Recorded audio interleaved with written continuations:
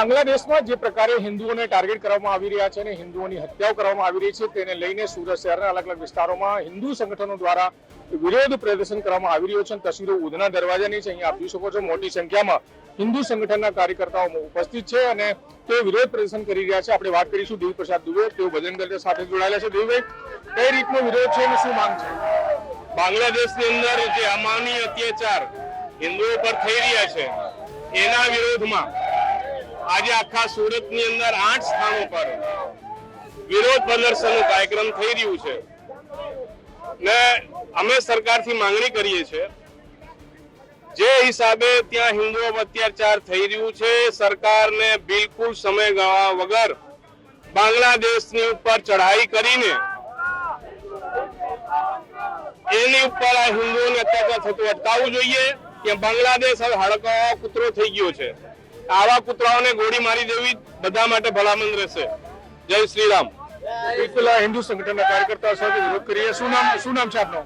નરેન્દ્ર ચૌધરી. નરેન્દ્રભાઈ, શું માંગ છે તમારે અહીંયા? અમારી માંગ એટલી જ છે કે જે અત્યારે બાંગ્લાદેશમાં ઘટના ઘટી રહી છે, જે હિન્દુઓ સાથે અત્યાચાર થઈ રહ્યો છે, એ જ બાંગ્લાદેશ છે જેને આપણા દેશ ભારત દેશે પાકિસ્તાનથી આઝાદ કરાવ્યું છે.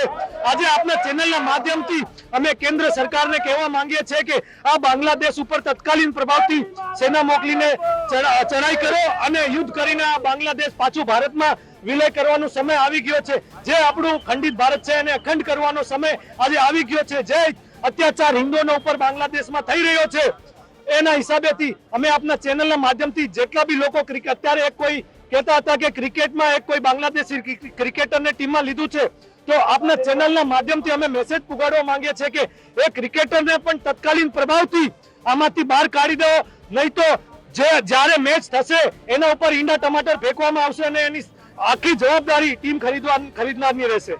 તો સરકાર, આપણી ભારત સરકાર અત્યાર સુધી કેમ બાંગ્લાદેશની વિરુદ્ધમાં કોઈ એક્શન નથી લઈ રહી? એ આમ વિચારવાનો છે કે ભાઈ કેમ એટલે તો આ ધરનો કરવાનો અમને ધરનો કરવું પડે છે.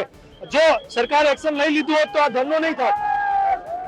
બિલકુલ આ તમામ હિન્દુ સંગઠનના કાર્યકર્તાઓ છે જે અહીં વિરોધ પ્રદર્શન કરી રહ્યા છે. સુરત શહેરમાં વિશ્વ હિન્દુ પરિષદ બજરંગ દળ દ્વારા અલગ અલગ જગ્યાઓ પર વિરોધ પ્રદર્શન રાખવામાં આવ્યા છે અને મોટી સંખ્યામાં કાર્યકર્તાઓ ભેગા થયા છે અને બાંગ્લાદેશમાં જે થતી હિન્દુઓ પર અત્યાચાર છે, ઘટનાઓ છે, હુમલાઓ છે તેનો વિરોધ કરવામાં આવી રહ્યો છે. અને અત્યારે આ તસવીરો છે ઉધના દરવાજાની છે, ત્યાં વિશ્વ હિન્દુ પરિષદના કાર્યકર્તાઓ વિરોધ કરી રહ્યા છે અને બાંગ્લાદેશની સામે કાર્યવાહી કરવાની ભારત સરકાર પાસેથી માંગણી કરી રહ્યા છે.